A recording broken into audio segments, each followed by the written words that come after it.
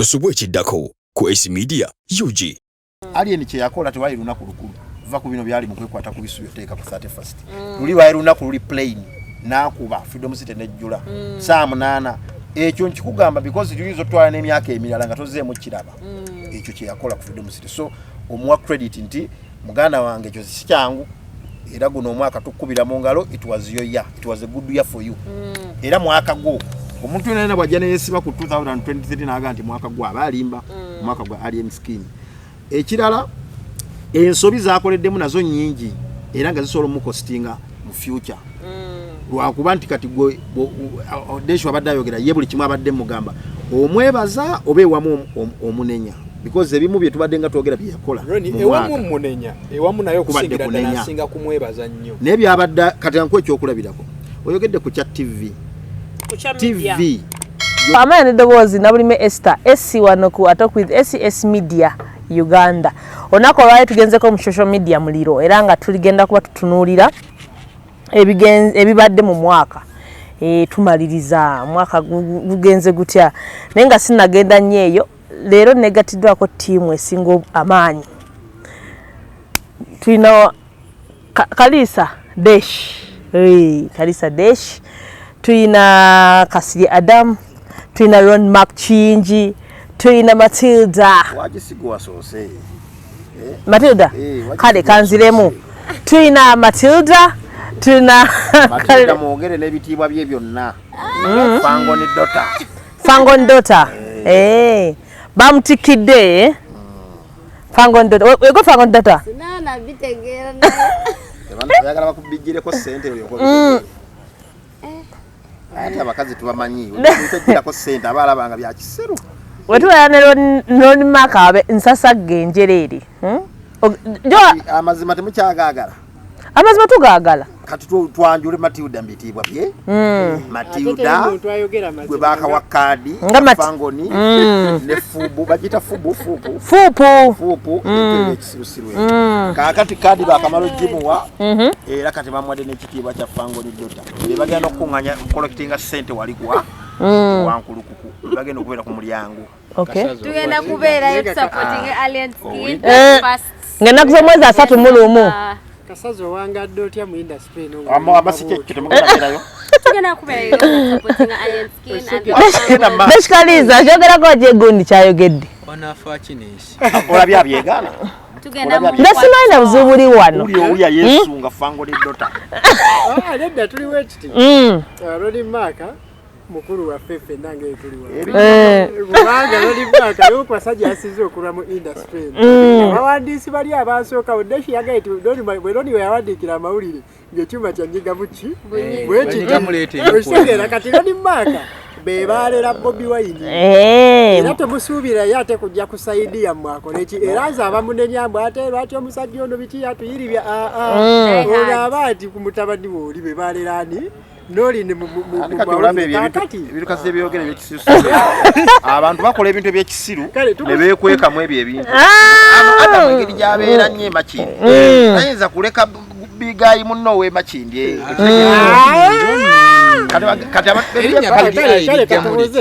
kyengezaako gamba nti kasiri engeri gyabeera emakindi bajja gamba naye kyava ayagala aliyeni bane aliyeni w'emakindi naye ng'ate kikyamu kasiri alina ensonga z'endala nawe olina ensonga z'endala nawe olina ensonga z'endala ekitegeeza oli singa kubuuza naye lwaki wandiisiza mu aliyeni eggaali oyinza mu ansa ki zisobola yisa mu aliyeni eggaali sisobola oyogera mazima okimanyi kyabayi toyisaamu eggaali twali tubikozeeko mu mawulire singa tubikola wano nga tugera yisa mu aliyeni eggaali eggaali gye wayisaamuko ate baggaali just bo bamanyi buli muntu atawaanaye abayisa mu ggaali nedda eggaali ndala bwe tutandika ogikola wano essi ndekegale bandalamu ekyenyiza olowooza ku ggaali kimwe ky'omuntu bw'omuyisaamu oyinza okwogera ekintu nga si kituufu naye n'okizimba ng'ekituufu ate n'okinyweza yeba ggaali era omukulu yali agivuzeeko bannange olwaleero social media muliro vibe ku vibe tugenda kuba tugera biki ebitambudde mu ggwanga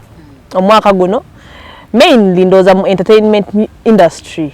ekitegedde ate n'abaami nga bakugu n'abakyala nga bakugu muzina ensonga Deshi munamawulire Aaron Maka nga yetogedde ono ye legend ono mutabani wange Kasirye ye mutunulizi w'ensonga ezo mumanyi bulungi then netwa ne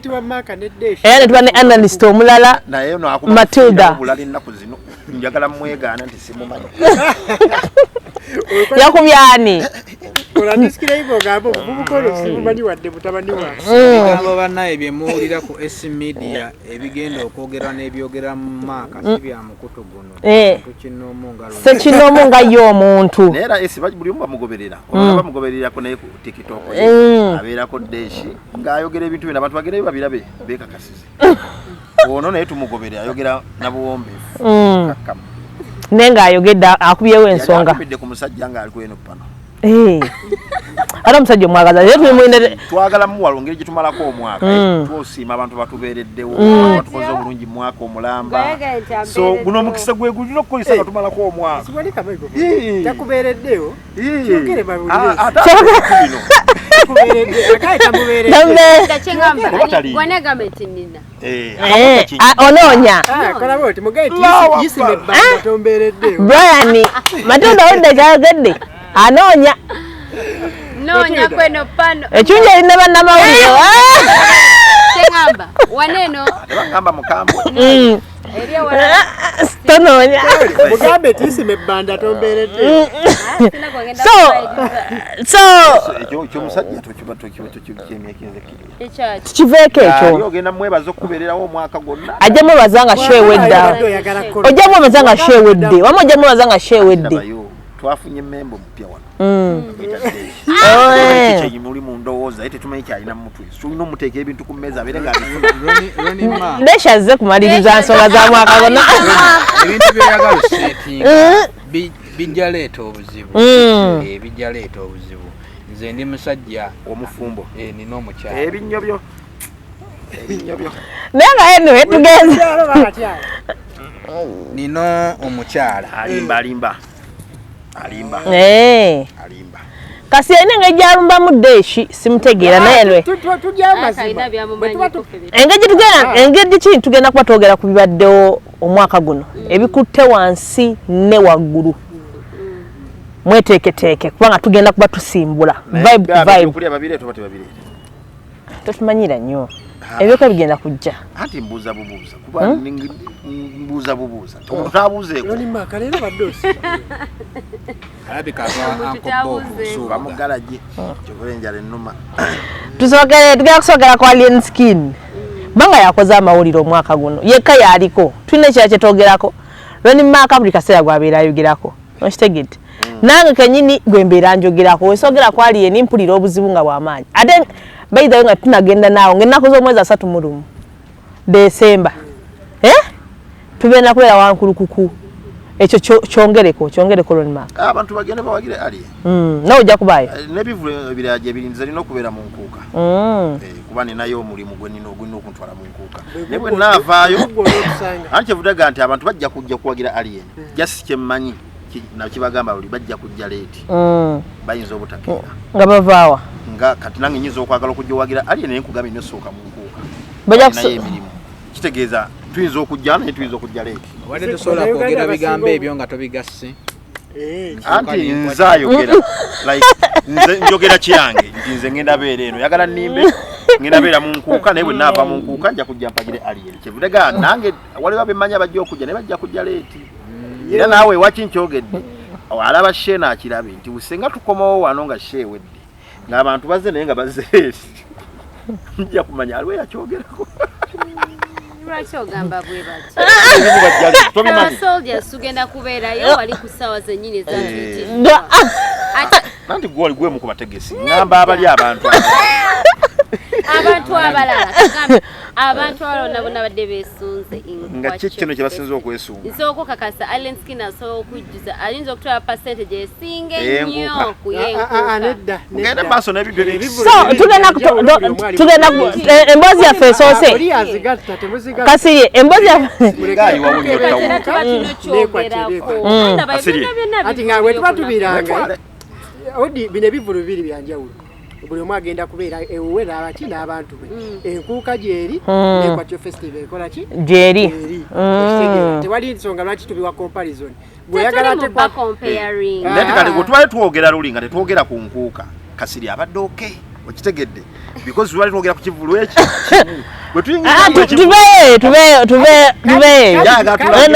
tubeeyo katugenze ewali skin tugambe ate na esimbadde ki kale muleka amalirize tugambye tuli mu nsonga ezikutte wansi ne waggulu omwaka guno 2023 ne tugamba nti alien skin ekintu fenna gwe bali twogerako buli omamu tukuyita kuzoganya kulumya abantu mitwe alumiza bannamawulire emitwe alumiza abayimbi emitwe alumiza abapromote emitwe alumiza abalala abesigenda kwogera emitwe alumiza emitwe nene yerumya omutwe yitasobola kwerumya mutwe byonna naye kati tugenda kwogera ku alien skin jane engeri gye omwaka guno gye gubaddemu eri alien skin biki ebibaddewo era bwe magala kuba awa endowooza ku alien skin jane mu music industry n'ebirala bye tugenda okuba nga tujja twogerako mu maaso awo naye okusookera ddala kansokerewo omugenyi omupya ku shana eno ngamba eri gye muva mwamu wa kitiibwa because naye aluddeyo nno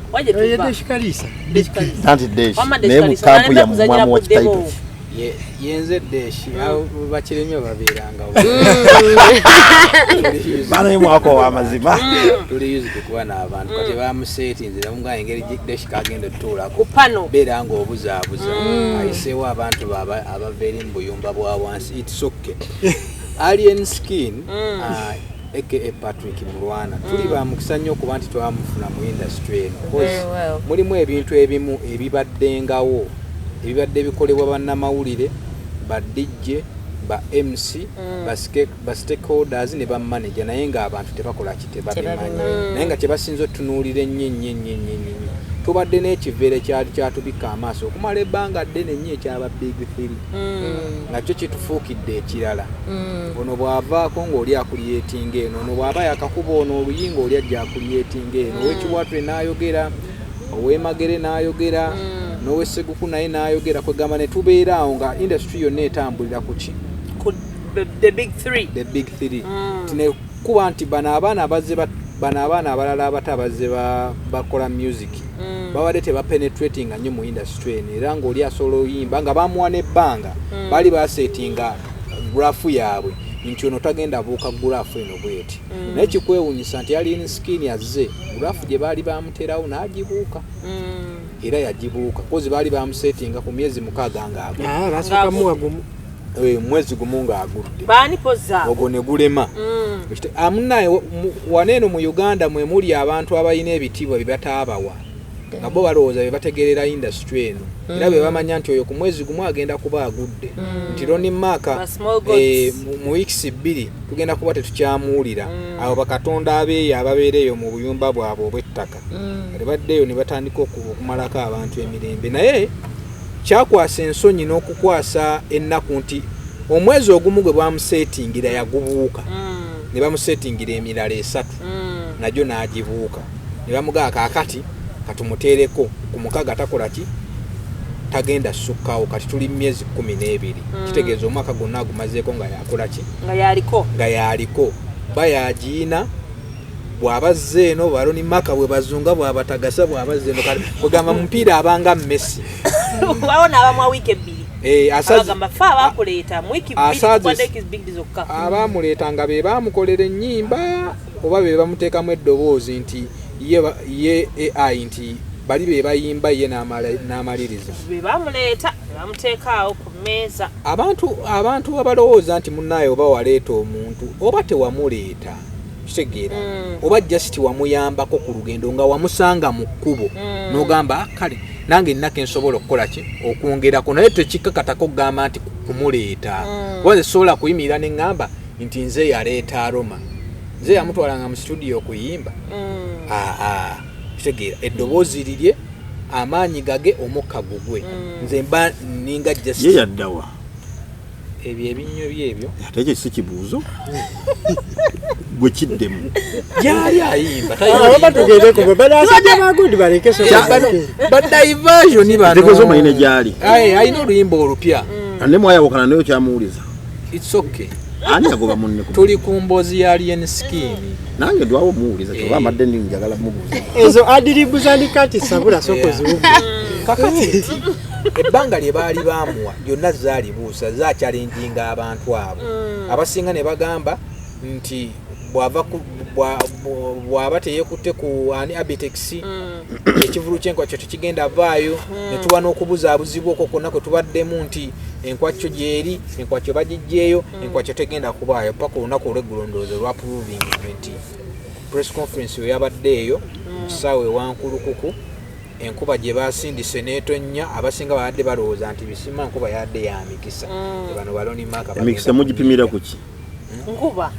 enkuba emikisa tugipimira ku nkuba kati wama mugipimira ku ki ku musana tegeeza emikisa gisinga mu kyalo ewasinga otonnya enkuba kyobola abawo mu kyalo wava emmere basula ku mazzi naye babeera mbi birala basula ku mazzi balala bwe tunatuuka kubasula ku mazzi nja tugende ku bano nti abe wankulukuku nga 31 nti alien kuba kintu kyamu byonna ebbanga lye baali bamusetingira zaalibuuka najja n'atuteerawo nti munnamawulire waliwo ebintu bye badde bakola nga abantu bano tebabiraba najja n'abitulaga ye najja n'akuteerawo nti nze ndi muyimbi media si yenkoze era temulina kye muŋŋamba okitegeera wadde abamu ne banyiiga waliwo abanyiiga ndi muyimbi promota si gwa nkoze tolina kyoŋŋamba alien skin ebyo nabyo nanga gwe olaba bituufu era omuwagira wabyo oli mukumwebazaako submission gyakola ali mukwebaza alien ogenda naye mulimu line eziri negative kati mbuuza is that also ogenda kukola submission Ronnie bino byogera kuliko abali ku channel eno nga nabo babuuza omanyi ekyattamizia wano constructiveness yabula nti omuntu asobola leka muntu asubmitting naye akola eki kati ezo kolansi answer zijjamu olw'ensonga nti oba tosobola kukola ki naye nandibusabye ffenna tuwuliziganye obadde muyina swena okuva mu gyekyenda nga Ronnie mwali omanyi buli kimu ekirimu omanyi buli firimu ze bazannya ngezimu ku zo ziwandiika okitegeera omanyi saga ze bakola okusuula abayimbi tegeera nga bannamawulire bayita bannamawulire naye ngamba ziri statement zokoze promoter sigwe yaleeta tolina kyoŋŋamba okitegedde ndi mukuddamu alien skin media ya wano si yemukoze internet ye yamukola era muyimbi wa TikTok nga bwe mwali mukyogera era ne musaza mukyogera nti alien skin ne regimu ye bayimbi ba TikTok waliwo regimu we batuukira ne basiba kuba aliam voice unknown nani omulala ono omulenzi eyali Victor Rose nti muyimbi waki wa TikTok ne tujja ne tufunayo omuyimbi wa TikTok omulala gwe bayambaza ekintu kya bubblegum music okitegeera mwe mwali alien skin mwe mwali Tomuddi abo bonna nga babayita bayimbi baki ba TikTok nti baze alien skin ne Tomuddi baze ne batuproving anti eno generation TikTok ena kyesobola okukolera omuyimbi okitegeera abayimbi ne batandika n'okusasula ba TikTok okukola nga challenges alien skin mwogereko nga ye tomugattamu bano batomuddi kati nati kati kamwabuzabuza nti TikTok alien skin kwe yajjira n'atulaga ebintu bingi nnyo ebikolebwa mu media TV emu neyimirira nemulumba nemukuba okwagala omufiirako obufiizi TV eye naggulu Sanyuka TV Sanyuka anti byogera abantu babitegeere tumalako mwaka Sanyuka TV nejja nemulumba nemukuba okwagala omufiirako obufiizi nemulemererwa eyo nemukongokako nemusetingira omuntu eyali yasembyeyo MC Katsi naye n'alemererwa oyo bamukwata mu badi ya mwamba ku stage. So naye tones of recent era yavuddeyo ne yeetonda n'aleeta akasanvu mu ebitaano abaana ke bagambye mbu kabadde kasanvu bitaano ke yajja mu king of the mike n'akola ki n'akawa omukulu embeera yonna n'ekola ki neggwawo ne bamusetinga ekya champion gudo kitegeera champion gudo azeeyo amaama we tumugjeeyo ate kaakati kino ekyo nakyo n'akibuuka scholarship bikyebyo ebyo byonna nga biri omwo ne boogera ku kivulu kye yakolera champion gudo tekyakola amaanyi gakendedde ebyo byonna n'abibuuka ayagala boogere batya wena nekyotayogeddeko ekyomusetinga ekibiina ky'ebyobufuzi ne bamusetinga ekibiina ky'ebyobufuzi tegeera ekyo nakyo n'akikuba 6-0 n'aleeta fuupu n'aleeta fangoni temala ebintu ebyekisirusiru ebyo nadda mukwano baako tujja kudda Loni Mark tewabaddeeyo muntu mu generation ogyeko kamiliyoni bebekulu Bob Wine tewabaddeeyo muntu kamiliyoni ne bebekulu tewabaddeeyo muntu abadde ayimirira bw'ati n'addamu principal n'amuddamu nga talina kyatidde n'asustaininga mumbuuliraani bebekulu amuddizemu emyaka gyonna nati kugambye bebekulu kamiliyoni okitegedde abasigadde bano bonna beedikenzo buli lwazze n'ayogera ku principal ng'obwana bumuweerawo ate kati ffe n'okugogwa osigala aliyeni badde tebamuwa aliyeni babadde bamuwa naye nga amajege kikyosinzirako nga gwe okugamba nti Loni Mark atafuuka kino kibuzo kya deshi bikozi bigambo bya deshi kikyosinzirako kyogamba nti no omusajja okulumba kwe Bobi Wine tekulina kikumukosezza kikyosinzirako kugamba nti aliyeni okulumba nga Bobi Wine takosebwa nga abalala kati kankuddemu Ronnie aliyeni okulumba Bobi Wine n'atakosebwa kikino Eddie Kenzo bwe yajja abaana bwe bamukubiranga amaze okugamba gavumenti where are you omanye ebbanga Eddie Kenzo lyeyamala nga talina luyimba nga taproducinga banga terutunda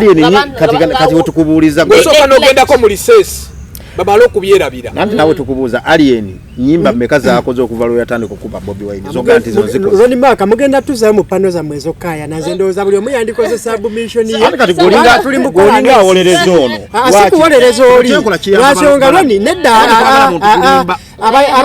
abalabye engeri tuyinza okubayamba buli omukola submission ye kati ekyatashuza mweziri kwe kuba nti tokola teziri analytical you are not analyzing issue mukayana bukayani kola submission yeyo buli omu akole eyiye yali yegezezaako mu Kyagulanyi n'addamu n'afuna oluyimba mu bbanga lyamwegerezaamu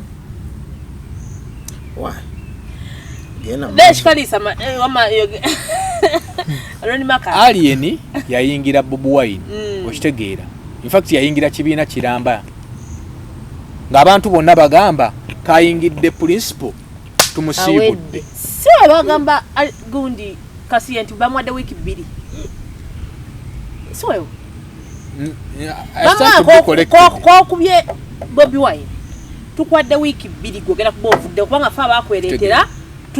kaakati gwe baawa wiiki 2 ali myezi 12 ng'akyayimba okitegeera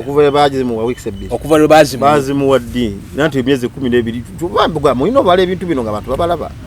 omaze emyezi 12 bagimuwa ekivulu kya Alien Skin kyaliyo ddi ekyali ku Freedom City mu August June kaakati mwali mwamuwa wiiki 2 kyali kitegeeza nti nga mumuwadde omwezi ogwali guddako ekivulu ogwawe kyaggwa na kaakati n'emyezi 6 teginnawera essaawa zino Alien Skin ayina ennyimba ezagenda ku playlist ya iTunes ayina ennyimba ezitopinze countdown ayina ennyimba buli omu zaawulirizibwa ayina ennyimba eziwangudde award okitegeera naye wano buli muntu abadde avaayo n'ayingira principal muganda wange oba munnamawulire oba ani nga abaana bayinza okuvuma abaana ba Nuupu abo babadde bakuzira nga bakuzira nga bagamba koyingidde principal gwe watutama kokoze bwoti principal tagambwako takola ki kati n'Alien Skin n'avaayo n'agamba nange Alien Skin sigambwako ndi aniruli ebyo byonna bibadde mu mwaka gwe tubadde tetubifunangako tubadde tetufunangako ku muntu ayimirira mu munnamawulire n'amuddamu tubadde tetufunangako muntu ajja ku seeti ne bamuwa ki ekyokukola alien skin abadde yajja ku seeti ne bamukubira essimu n'agikwata olinamubuuza owaayi nga tewaŋŋambye nti temuliimu kukwata ssimu ffe mawulire tubadde kugamba badde balina engeri gye batutiitiibyamu okitegeera munnamawulire bw'ayogera kino eno takola bwati kati yazze n'atulaga nti mwe bye muŋŋamba waliyo n'abantu abalala byebakola bye babagamba koze ebintu ebimu twali twabirekera ebintu ebimu abayimbi baali babirekera kamiliyoni bebekulu nga be babikola okitegeera kamiri ng'asobola okukuba munnamawulire era n'agenda nakyo okitegeera naye kaakati alien skin yajja n'akulaga nti talina muntu gwa disrespecting nze naye buli omu amuddamu mu ndowooza ye ta disrespecting abantu naye yakuwa ansa nga olabira ddala ekola ki emakinga nekyakugamba ye bwakugamba nti nze sigenda kukola interview tegeera naawe tokitwala bubi oba bwakugamba nti interview eyange emboozi yange njitunda tegeera tokitwala bubi aba n'ensonga lwaki akola kyagitunda kozi content si wuwe tegeera ye bwagamba nti emboozi yange ngenda salawo nginyumize ku TikTok ekyo kyabalema okutegeera kati ffe kyali kyatulema okukola ki okutegeera Omuyimbi asobola okujja n'agamba sigenda kubeera ku channel ya muntu mulala yonna ngenda kubeera wa S tegeera togenda mukuba ayagala okuwulira ebigambo bye ngenda okwogera mpa sente tegeera kakati n'atuuka ekiseera ebyo byonna ebintu n'abitulaga n'atugamba nti bannaye waliyo ebibadde eno nga bikolebwa naye nga temukola ki temubimanyi yessaawa mukole ki mubimanyi kati abasinga ng'abaloni bo bagamba nti mwe muli ku sayidi y'oyo omuyaaye wammwe era n'akikwambaza okitegeera naye bo babuuze bwe babeeranga ku sayidi z'abayimbi bonna be babeerangako wani yakibambazanga Omuyimbi bakubuuza ayimbi kibayogerako loni wali okoleddeko omuyimbi omusajjawo oli omumanyi oweeri omuwaana kufa bufi omusajja kize bayimbi bangi mikwano gyange tugenda kawaguntu tugenda kudda Omuyimbi tukulabye badde alien skin kati tugenda kuwa omwogerako ky'omwaka guno bagamba atunze nnyo bagamba badde w'amaanyi nnyo byakoze tebikoleka mutiitiizi era wanjawulo nnyo Katonda yamutuwanga malayika we bagamba ekibuuzo kyoleeta we bagambye olinga ayambadde akakofira ka fangoni abeera katya nza kwogera ng'abantu we bagambye abantu we fangoni dota omulaba bw'obayogera fangoni dota agira bw'ataga bw'yamba omudweta waffe mugende maaso no naye nga alien nze kisooka muyozaayoza guno mwaka gubadde mwaka gwe kubanga buli mwaka gwina abayimbi gu blessinga kati obeera wa mukisa nnyo okubeera nti omwaka gu blessinze gwe naye ate kinnakuwazaamu because buli wenda omwaka nguggwako ffe abadde bajja bagobera ebintu bino mwaka ku mwaka olabanga wabeera omuntu gwolabanga omwaka gubadde mulungi nnyo gyali naye buli guba guggwako wabeerawo ebintu ebikyukamu ate luusi ba sayinizi eziraga nti tuyingira mwaka mupya era omwaka omupya egutandika mubeeramu ebintu ebipya bye tutamanyi ffenna abaliwo nga tetumanyi bigenda baayo tulabirawo mugenda tutuuka mu Maachi ng'ekintu kyatabuka dda kati essaawa eno tukyali mu Desemba naye kyatandise dda okutabuka kitokota so kyova olaba nti kinneeraliikiriza kuba guno gubadde mwaka gwe turning point ye yali mu half of the year midi yaawo mu June Palaso yamukubira MP kati awo turning point buli kimu ekyakyukira abaali batamuwanga attention abatamanyi na ligundi yani alien skin yani abantu babeera mu offices zaabwe tebamanyi na bintu byankwakyo n'enkwakyo tebamanyi kyetegeeza tebabimanyi na bimanya kolwe batandika omanya what's going on buli muntu ayogera ku bintu bino ali bantu Palaso yalwanya ate ayina ekivulu bakola stunt kati abantu abasinga bonna bo babuuza when did you get to know alien yetali turning point ya June mu kivulu kya Palaso era bw'obuuza abantu abajja numbers ezajja ku Freedom City n'obabuuza because eyo nayo record yagiteekawo mwaka guno era alien kati alien mu kino owa credit alien no credit Abitex because bwe bakola ekintu ekyo idea teyali idea yali ya Abitex. So we mba crediting ekivulu ekyo soka creditinga bombi Alien ne Abitex because Abitex yalina nyine idea nti naye bakola record nti tugenda kumalaga kisanga sanga kudda mu kiraba ekyali ku Freedom City tisawa 8 nga bakugamba temwine muyita ngogenda kisanga we walanga kivulu nga tisikiruna kulukulu tebabite va mu bino byemuteeka ku 31st awoba wekwasa lunaku lukulu 31st kibadde kyetaagisa anti ngezaako kugamba abantu bakitegeere nti ne kalenda awo juzi misa kyategeka last year sawa 12 ne baggalawo ku kalenda last year era amasasi gavugawo lwakwa misa akyoyo tujja mwogerako olulala kuba ne kuno yakizzeemu byakisiru ebyamsasa futwa saa 12 baali bagaddewo kalenda banno tebaakole wamme ensonga eri bweti Alien kye yakola tewaali lunaku lukulu va ku bino byali mu kwekwata ku bisu byoteeka ku 31st luli waali lunaku luli plain n'akuba Freedom City nejjula saa 8 ekyo nkikugamba because tulizo twala n'emyaka emirala nga tozeemu kiraba ekyo kye yakola ku Freedom City so omuwa credit nti muganda wange ekyo si kyangu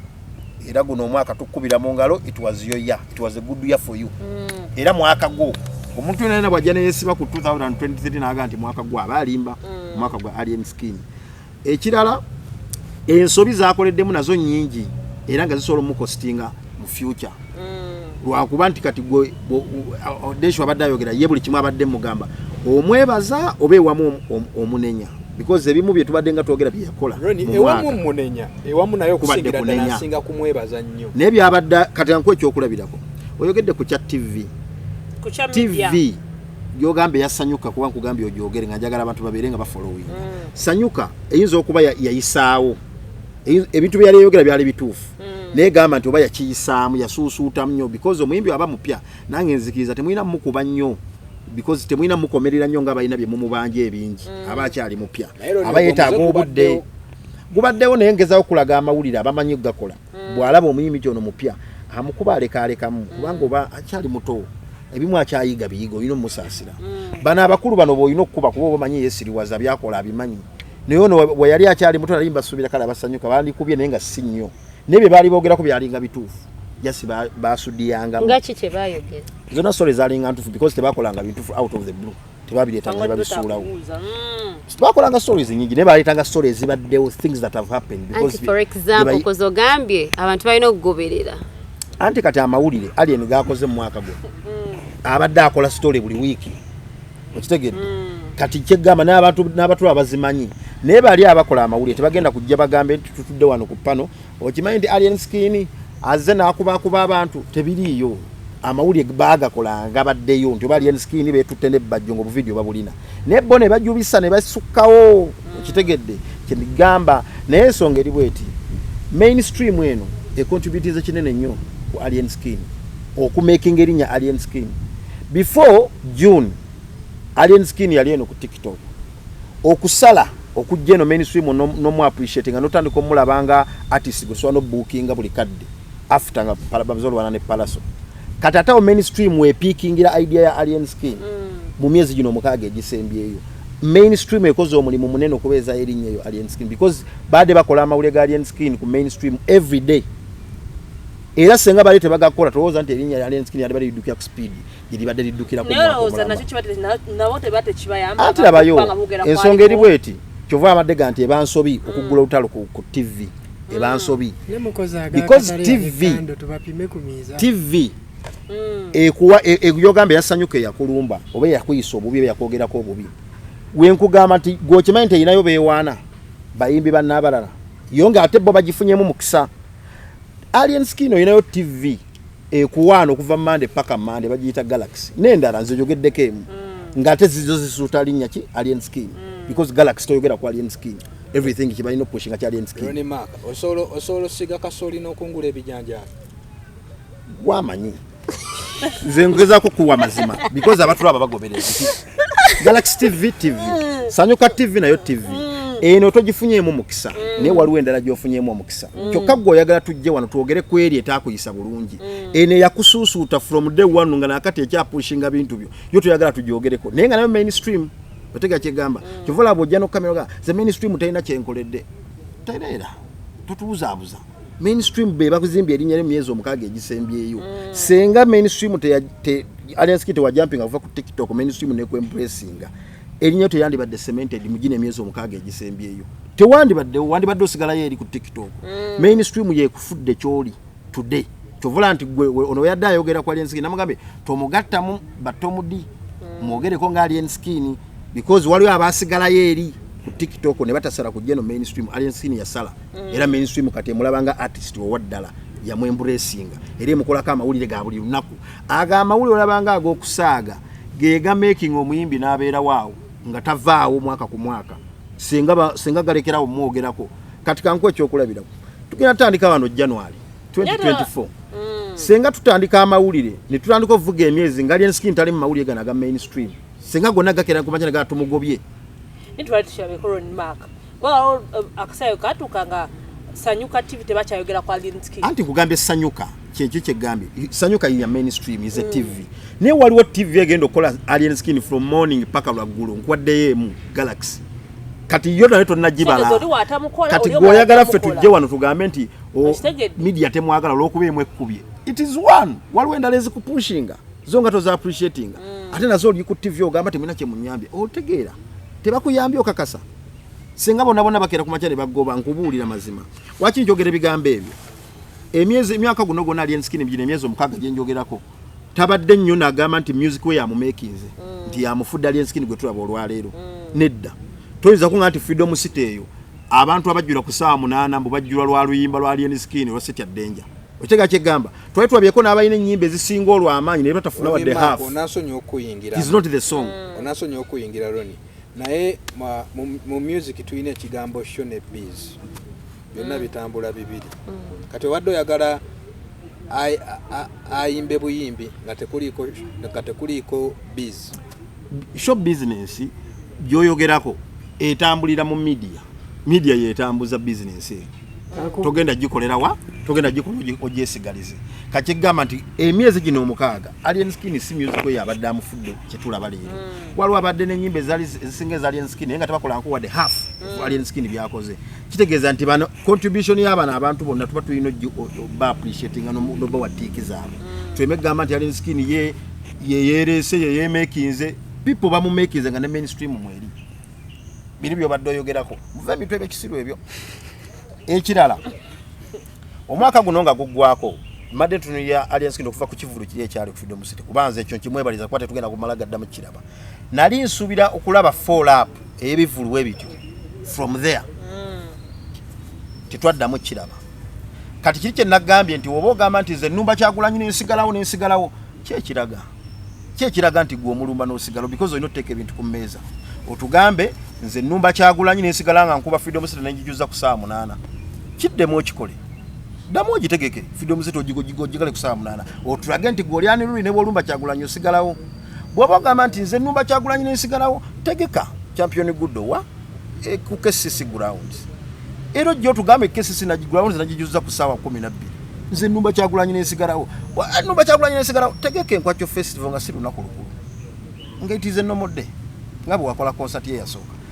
bino ebintu byenkugamba nti ze zimu kusobize gamba zaakoze nga zigenda mu costinga nti nze alien nali kyali wange even before nga tanajja mu bino ebintu kwa yali nga asigalangi kyali waffe naye nga ate olwo yagala asigalewo kuba omumanyi tulina abalabe tutamanya abajja ne bakubanga tufamanyi nako naye katono gw'omanyi oba oyagala akikube naye ng'olaba akola nsobi kyova nze nali gamba sobola kubeera eyo nga ndabira ddala sobola kuyingira mmotoka genda bange egenda tutomera kugamba nedda kyogamba nti Alliance Kit sawa nagenda kutomera ensonga tumalako mwaka kiri kyenkugambye bano kye bayina kigundi tasobya si kyekyo si kutasobya njogera ku life yo nga alien that's why mba njogera ku alien sibane stekamu nnyo mannya mangi because mba njogera kujja neyo genda abantu wano tambudde bulungi wano okoze ensobi wano tambudde bulungi wano okoze ensobi ezimu alien zako zigenda mu costinga zatandika na domo costinga kyembadengeza ko kulaga nti that's why ekivulu kya Freedom City bwe kyaggwa saa 8 wajjudde tetwaddamu kulaba bivu birala bwe bityo so nga ate yali alina kuzimbiro okwo ne tusigala tubira paka n'olwaleero ziri ensobi zabadde akola zibadde so kati tusuubire yaweereddwa endorsement yasembyeyo kuba Freedom City agijjuze ku 8 ekisembayo tumalako omwaka tulanga kivulu kya Alliance Kit nga 3 okulanga obulanze kivulu kyo nga concert yo nga 3 that is already a sign of weakness ebeeraga nti ki oli munafu okulanga ekivulu ku lunaku olukulu oba munafu emyaka gyonna bakamiliyoni bazze bakimanyi teze ennaku enkulu era bw'oziteekera bakuweerawo bana ba big three baali bakikola tojja neweepande kozesa boxing ne baga sirika jangu mu lunaku olwereere olyoka oteeko tugaye oli w'amaanyi kati ffe twali tukimanya ebbanga lyonna omuyimbi ow'amaanyi tateeka lunaku lukulu naku lukulu lunaku lwakucakala si kivulu kyo ekirala tuli mu kulanga kivulu kya muyimbi nga tumalako omwaka gwe tugaa nti gubadde mwaka gwe naye nga tuli mu kulangira ku luyimba olutali lulwe tuli mu pushingira ku luyimba olw'omwana omulala olwa Aaron X lwe tuli mu pushingirako show kitegeeza nti already tutuse no pushinga concert nga tetulinawo oluyimba akunga badde sikategedde ulira kino kantiddemu kyogera adeshi badde nsaba Ronnie Mark embozo muleka agende nayo tubanga tuli wano njagala abatula batubuulire tupushinga concert ya Alien Skin oluyimba kirumanyi lwa Skin olupyo luliko nga lwe tupushingirako concert nga sirwa Aaron X nawe tolumanyi mumulekere emboozi yagivuge kati ensonga eri bweti nti ngezako kulaga janaye bwe badde etambula concert ziganye eziddamu okufulenga Freedom City n'ennyimba ziganye tutuuse n'okukola ekivulu ekiggalawo omwaka ng'era tuli pushinga ku luyimba olutali lulwo propaganda atali wuwo okukuba kulippira kubuukira it is already bad sign ali mu kubuukira mwana oli ati sibugambye mwana jogedde luyimba obuukidde oluyimba Anti kati bwemba njogera ku luyimba n'omwana kati yeta nabafuuka big nnyo okujja mu discussion yemba but the song is big so bwemba njogera ku luyimba tolwedde tulubuukidde tuli tupushingirako concert era omwana bwe yavuddeyo n'akiraiminga oluyimba lwe walabye abaana ba Fango kye baamukoze owedde bamuvuma omufiirako ne ŋŋamba naye ne Alien bwe baamuvuma yagamba Bobi Wine yatumye abaana bamuvume kati naffe tumugambe wano gwatumye abaana bavume oli omwana anyiri luyimba olw'okuba claimings oluyimba lwe so ezo nafu sign zikulaga nti wetulaga agenda kutomera sebo Matilda tubuulire wamma n'omutima gunkupi kubanda biradda oli bakagala kunta tekweza butakuba wale watidda naye abantu tubuulire kujja ne gunkubira lwakuba nti you're going to do anything bad, but because me I only have nice things to say about Alien. And the person that omuntu antudano kumpi aga nenda mbanja kalo byogera nange njogedde birungi so okay daddala that's going to congratulate Alien Skin nti Alien Skin yajira in fact teyajira ko Fangon yajja yenga y'omuntu ng'atandika era ngenda mwebaza nnyo oluyimba lwe twatisingira ddala omutegera ko Rasita Danger akimaintainize through his actions kuolaba nti ebintu byonna byazenga akola alinga nga bimanifestings okuva kulimba Rasita Danger nti olaba nti media ezenge mwesimbamu obange mu blockinga neera n'abayitamu oba okiraba Ronnie Mark kyadagamba nti no yakola mwensobi koze talina nsobi gye yakola ki jakola lwakuba nti engeri gye bazenga ba grooming aba artists abapya engeri gye bazenga babajjayo babalese in a way of being puppets of being beggars nti ona batowuliriza gundi olimba lwote bajja kulukuba bona batokoze gundi kyakugambye togenda kola boti gundi oli yakola engoye zineno bona batoyambadde engoye ze gundi tajja shootinga video so he has eyo chain yaji breaking I am Alien Skin, I am an artist, and what has sold me is because I created a good song which became a big song, and that is why I'm being known. Size ku favor ya Dash, size ku favor ya Kasirius, size ku favor ya Esther, size ku favor ya Ronnie Mark nzizenganze era abo bonna abamukozeeko ng'amawulire. That is why he is very right. Era nga nze njagala kugamba abayimbi bonna abali mu Uganda n'abali upcoming n'abali okulota obuloso okubeera ba artists, yourself as an artist in fact bebakola media content kubanga media gets content from them. If Chameleon doesn't slap a person out there, where is Sanyuka TV going to get amawulire ga uncut karakata oba kitegeera? All that is an effort, and that is why nze kunze mbanda biraddala, in my opinion media has to be paying abantu bebekubyemu amawulire nga Alien Skin bwe yagamba nti nze bwoba yaga kunkuzijako interview oyina sasula kubanga mugenda mujjako content fa abantu abale ngo tugenda okugoberera awo simanyi siri sure nenga baba balina okukola ki okubasasula kino okuvaawo nti media yekola banene abantu okitegeera media si yebakola media it assists them kubanga bo be balina maybe most of the resources be bamanyi where the fan base is be bamanyi abantu ba kati bo be bamanyi engeri yoku aligninga music according to the kind of category that you release oba kiraba be bamanyi abagala reggae bawuliza saameka naye nga sibe bamukola kozi olimba bagenda omuyimbi ogenda okujja okutandika olimba rodduka already go abadde mu hustle but upcomings bamanyi hustles ze bayitamu for even their songs to be considered and to be played on media okitegeera kaakati bw'oveeri nga ggwe media n'ogamba nti nze yakola omuyimbi bwe bati obeera very unfair kubanga naawe nga tonabamumanya alina flex gy'abaddemu nga tanaba kujja kuki ku TV n'ekirala kyenjagala okwebaza Alien Skin nti yajawo kino ekibuli ekyabeerangawo ebino byani akumanyi oba okitegeera nti yajawo waliwo eyo time eyo naddala Sanyuka TV we bali nga bamulumba nnyo oba okitegeera naye nabalaga you guys guess what simwe mwandeeta era ngenda kusigala nga nkikuba kubanga nabo tandika omuteekako balina gye bajja content we oba kitegeera talina gwe yagenda n'agamba omanyi Esther ondaba ndi upcoming njagala kola luyimba mbadde nsaba nteerako wali CD yange eno I don't think unless balina facts ezo bazireete ku mmeeza oba kitegeera ate nekira waliwo wanene Ronnie Mark wazera agamba nti abali media yemukuziza yemuwadde erinnya babadde tebamwera erinnya bajjanga okumwogerako out of negativity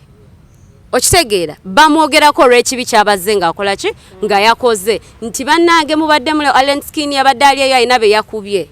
oba okitegeera tebajjayo nga bamwogera nti bannange tulina omuyimbi omupya omwana ono alina great work he's very talented era bannange zero era bwe wawuliranga nga boogera ku Alien Skin yali alina kyakoze ki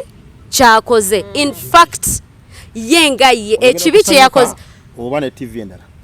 most anti-cut, do you know why we are speaking about Sanyuka? Because guno'mwaka, Sanyuka has been presenting itself as a leading media space. Nti ye leading, yesinga, ye ina some of the giants, most of the influencers. That's for a fact. Ye never influencers abasinga wano between. I take it if those influencers are giving negative information about an artist, atena asigala onga emini, but he's already big.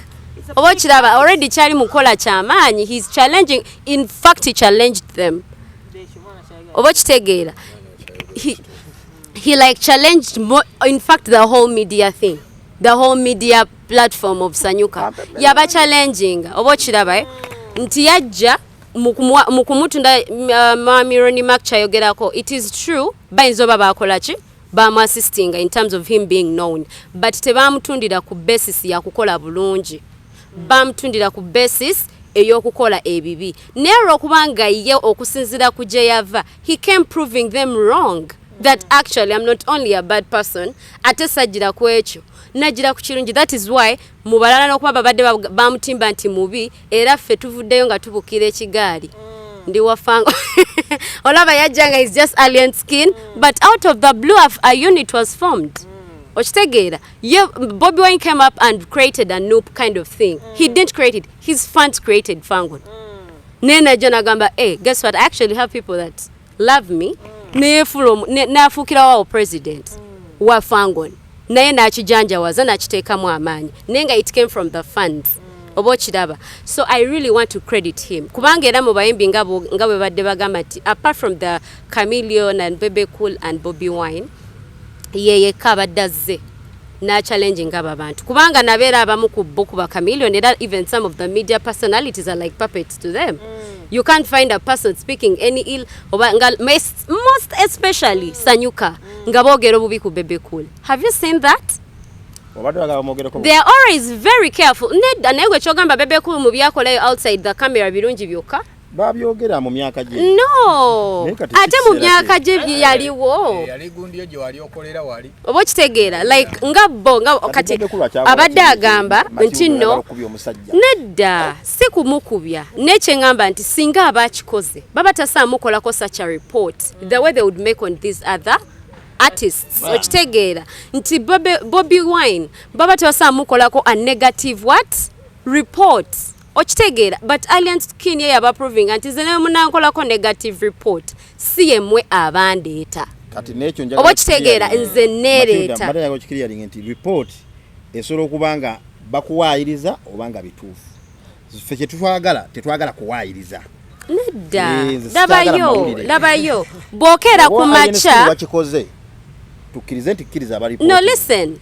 wajja n'ogamba nti Alien Skin did this. Nomala nedda awuliriza Ronnie Mark ombuza ekibuzo, let me reply. Oli nagamba Matilda yakoze kino. Okitegeera?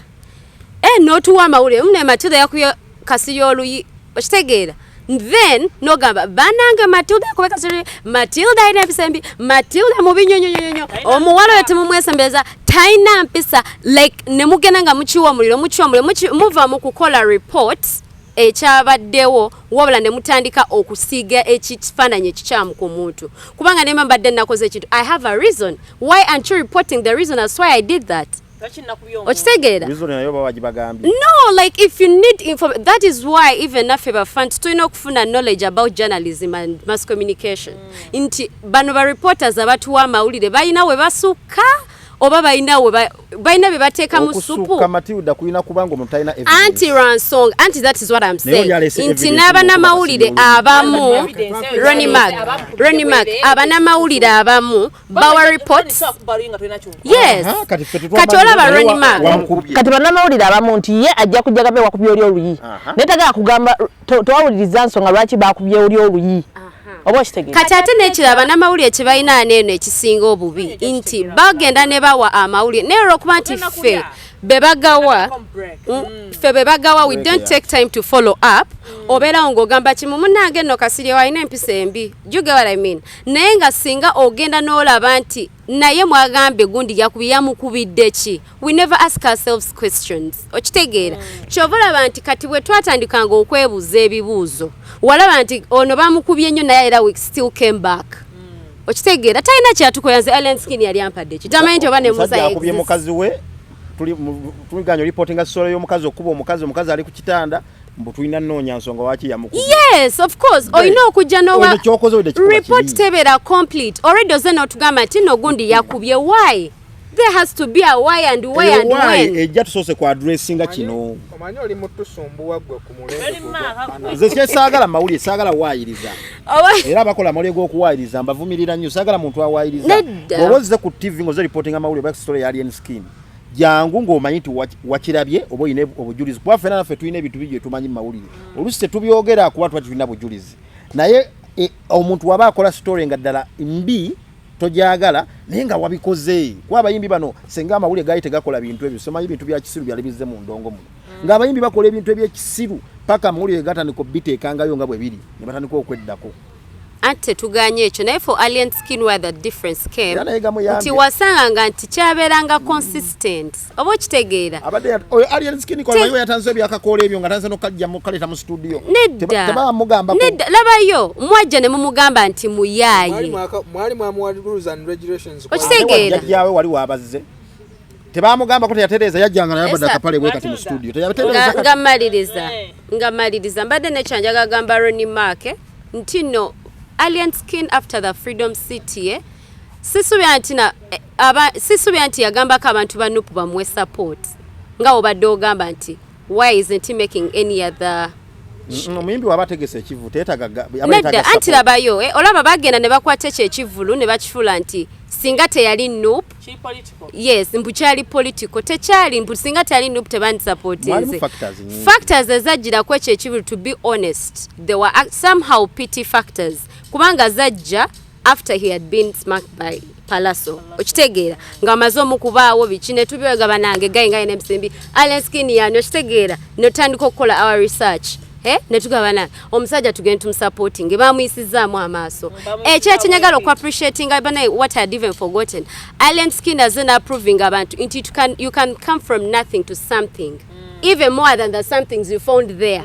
abadde befula abakabi kuba kati abayitako babakatonda bawa neno abategekanga ebivulu gwawe togenda tekawo wano yajo tekawo okay fine sijja kitekawo kanchitwale ne walala I don't believe ntino yagenzo tekawo ekivulu kye kyankwa kyo festival on the 31st because enako zineza bulijjo za mulemye maybe his target was to make sure that before the close of 2023 the event has actually happened. Kati atengo rureruli nedda ati ne rujjamu emiguwa. Namba kino ekyakwike sisi. Byejjamu emiguwa. Kitegeera. Byejjamu emiguwa. Nenga in conclusion about alien skin. Kuba omusajja omukulu oluyimu kamera. Wama yakitegeka ekyakwike sisi.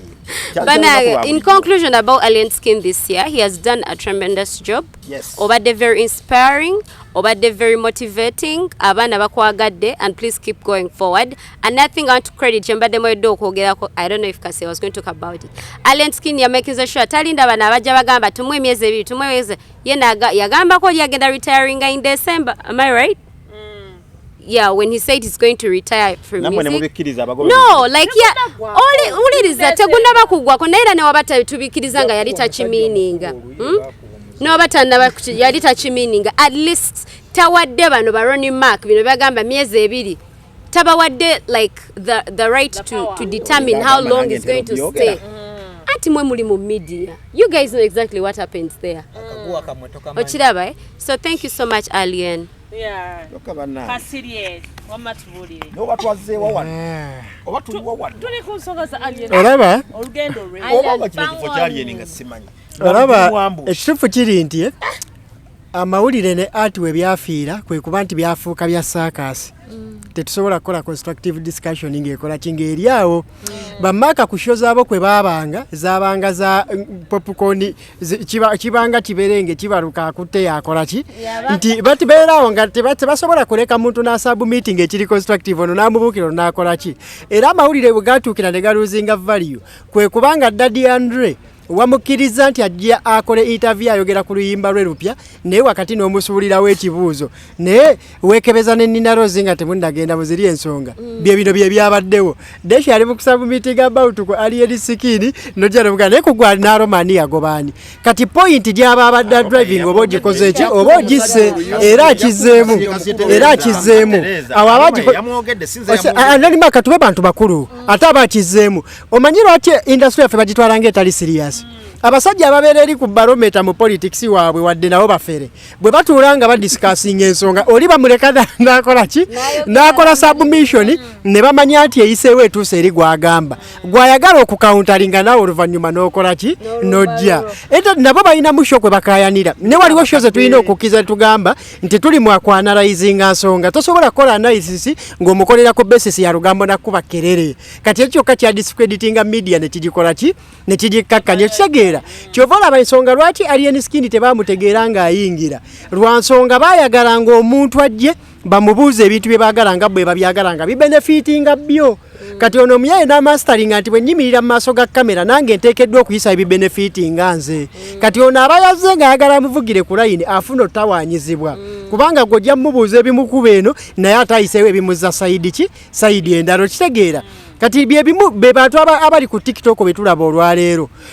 tugamba ku TikTok kuliko okuwemula n'okwevuma n'okukola ki byanomalizingibwa ku mainstream abaana abali ku TikTok balina be beegomba abali mu mainstream media inawe yatuuka n'ebako brand ze yazimba ng'era n'ezimu ze zisinza tutawaanya kati nga bakwata omuntu atasaana talina kyasobola kwanalizinga talina kyayogera ne bamuleeta naye ng'ali best ku kuvuma kugyereegerera na oluusi abamu n'ebigambo nga bikola ki nga bibayitamu kati bano abaana bwe batunuulira ne bagamba ekitegeeza mu Uganda okuzimba erinnya olina kubanga ogyereegerera ng'ovuma ng'okkakkanya kati bo bajja ku TikTok etali regulation n'okuwemula ne bakola ki ne bateekamu kitegeeza tulina contribution ku ekyo ekiri ku TikTok ng'abali mu mainstream ebiseera ebyo mujjukira emyaka ejjajja nga baleeta omuntu n'atula ku TV n'avuma omuntu namuvuma namufiirako namujerega namufiirako nga byakukakkanya bukkakkanya okitegeera bwe tudda ku business yaffe ey'endongo Aroni Mark abadde agamba nti ekyakola show ya Freedom City tezaali nnyimba za Alien okitegeera wabula Aroni Mark akamujjukizeyo ekintu kimu nga era kyatandikibwa mu generation yaabo twatuuka time nga tetukyadiscussinga bintu biri constructive ku ndongo oli tadiscussinga Luyimba, tadiscussinga Muyimbi, tadiscussinga content bawandiisi ba producer biki. Okitegeera nga badiscussinga gundi yakoze eki. Era ne kituuka ekiseera ng'oli waba ayanjula oluyimba lwa Bebe Cool olupya tajja kugamba nti yawandiise bwati, lyrics zabadde bweziti, omuwandiisi yabadde ono, producer abadde ono. Ajja kujja kugambe Big Size, Bebe Banton, Bawazuwena, eyagoba abakongo, biki. Okitegeera nga ye waakola ki? Watambuliza discussion ye. Kati awo ne kibanga kyatuuka ekiseera abaana ne bakimanya nti bw'oba ojja mu ndongo ng'oyagala okikuba music omulungi ye katakola ki? Tamara oteekeddwa okuteekako amawulire agakola ki? Agasaakiriza. Okitegeera bw'otunuulira Bebe Cool ba Bobi Wine bakamiri batuuka ekiseera badiscussinga eryato eryakabenje, ono n'adiscussinga tumala tuyina kino, oli n'adiscussinga escalade gye yaleese. Kati nga musical content tebakola ki? Tebamuwa budde. Abaana abamastaringa ati wokuba ti musical content si yakola amakulu gokka batuuka ekintu ne bakikola ki? Ne bakitereeza. Ready and Wizo we baali bajja balina endongo nga nnungi nga nnyingi ne baali balina okugigattako ebibuuzo endongo kukola ki? Endongo kukola amakulu. Okitegeera kakati kitegeeza n'omuyimbi omulala yenna jjira in that line aba agenda tandika okugattako ebiboozi okukakasa nti music akola ki? Music akula. Bakamiliyoni mwe bakulira mu generation eyo mwalimu abasajja nga Batulumaani, ba Master Parody baani bo baconcentratinganga kukuba endongo, bano ng'endongo bagigattako ebirala. Good Life wejjira waliwo abasajja bammaro, waliwo baani bonna nga baconcentratinga kukuba ndongo. Good Life ng'eyina ebirala byekola ki? Byegattako. Kati Alien Skin wajjanga amaze okulaba akatiba kammwe ke mukozesa n'engeri gye muyitawo aba alina kwoza kennyini ekizakitire n'akola ekyo ajjayimbe n'amawulire agakole ki? Agakole. Kubanga mu bintu bino eby'okuzimba talent ye contributing 10%. Ebisigadde ne bijjanga bikola ki? Nga bigattako. Bwe twogera ku bantu talent ye contributing 10%. Eyo ndowooza yange. Kati ng'ojja kaya n'ekikyo. Talent ye contributing 10%, ebisigadde ne bikola ki? Ne bigattako mu branding, mu kola amawulire, mu kola kyo kitegeera. Woowera Alien Skin credit n'otagamba nti media ye yamukola. Alien Skin yakola stories ng'ate media yeegoberera ye. Luli media ye yateekangayo omuyimbi. Loni Mako n'asobola okubuulira abayimbi ababatuukiriranga bajinga story.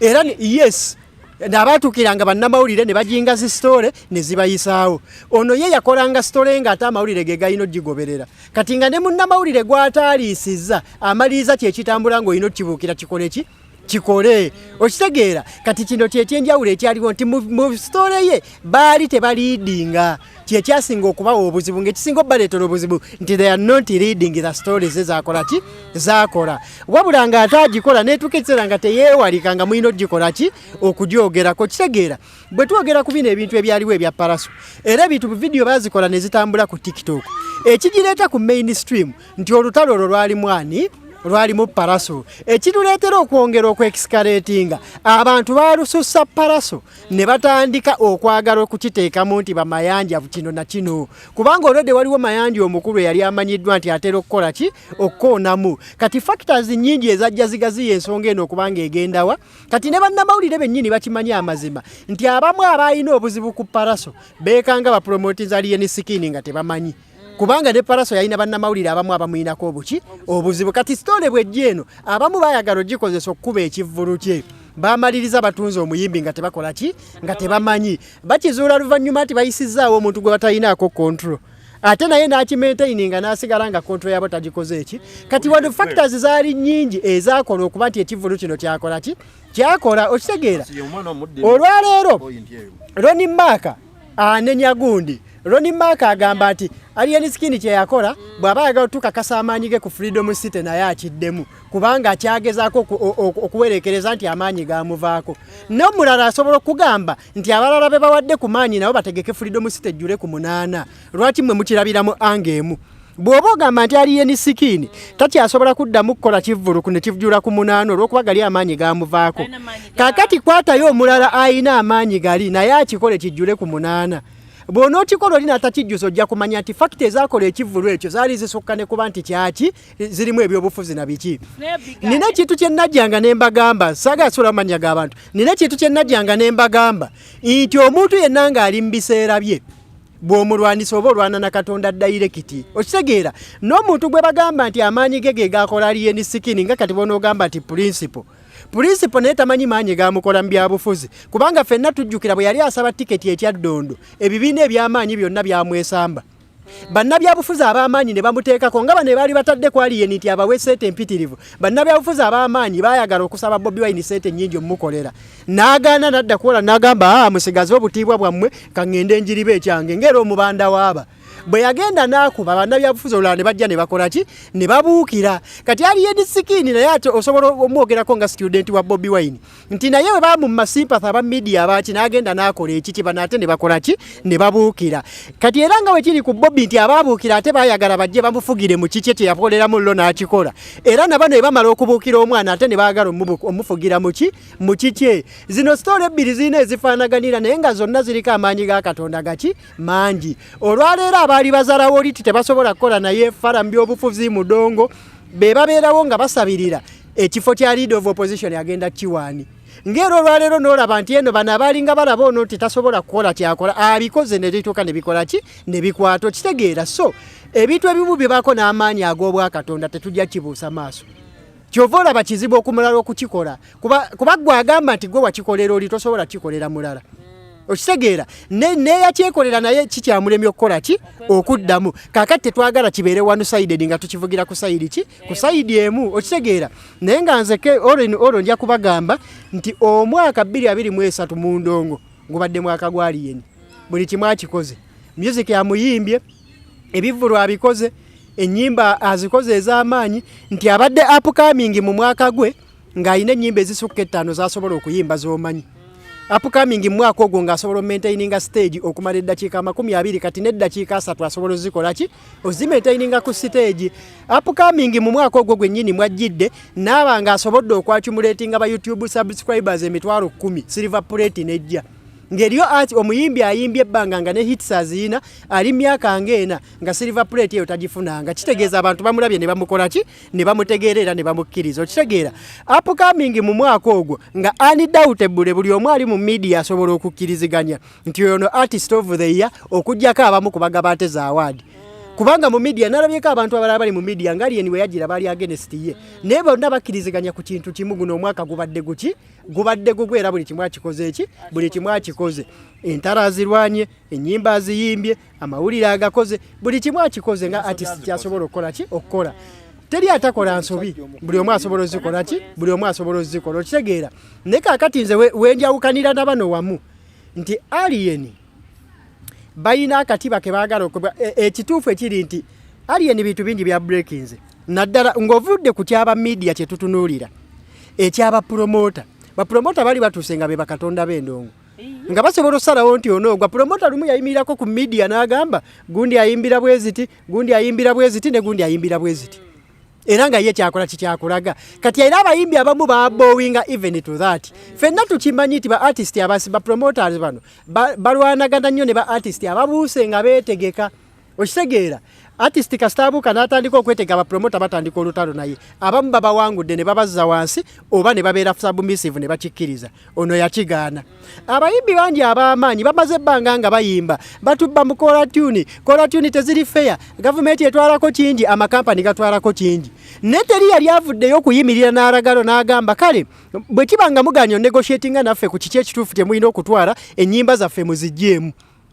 temufuna naffe tuleme kufuna kubanga at the end of the day we are the creators of this craft mu promoting atuke ku level omuntu wagulira kola tune eyo kitegeeza bwe batoli mu mativu osobola oli kulikolinga ki product zo naye Alien ye yajja n'akugamba nti banna ennyimba zange mu kola tune temuziteekayo lwa nsonga ki